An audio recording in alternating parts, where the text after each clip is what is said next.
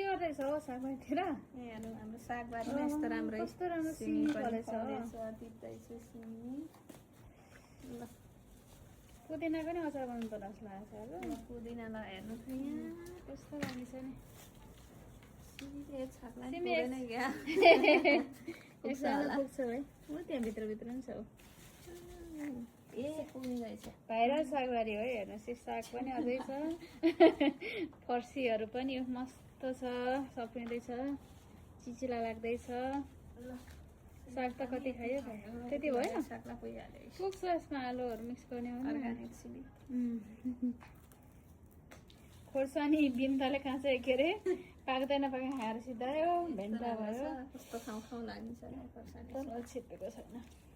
अन्त पनि छ टमाटर पनि टिपाउँछ अलिअलि। के खाने भएदेखि यो खोर्सानी ठिक हुन्छ कि उयो अलिकति खानको लागि हल्का यो होइन पखाउनु यहाँ कुन हो ठुलो देखाएको थियो क्या एउटा यहाँ छ है त्यो चाहिँ खानु यो कि यो ठुलो यही ठुलोलाई एउटा टिपिलो ल खाऊ ल हामी सब्जी आफ्नै बारीको टिप्दै खाँदै अब यति सानोमा पनि फल्दो रहेछ सबै कुरा चाहिँ।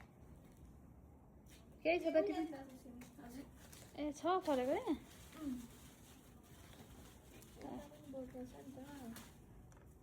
यो त हामीलाई फ्रीमा दिएको होइन त्यो सिजनवालाले सिमी चाहिँ अरू किनेको भएर सिमी चाहिँ फ्री दिएको क्या। ए आज हामीले माछा छिटो ल्याउनु भएको हो अचार बनाएर खानुहुन्थ्यो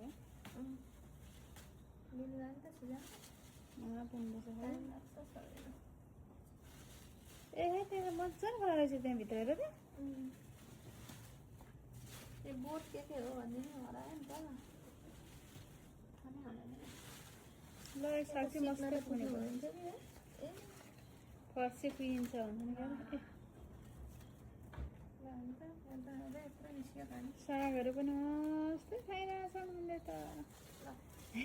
ल मेहनतको फल मिठो हुन्छ जब हामी पकाएर खान्छौँ।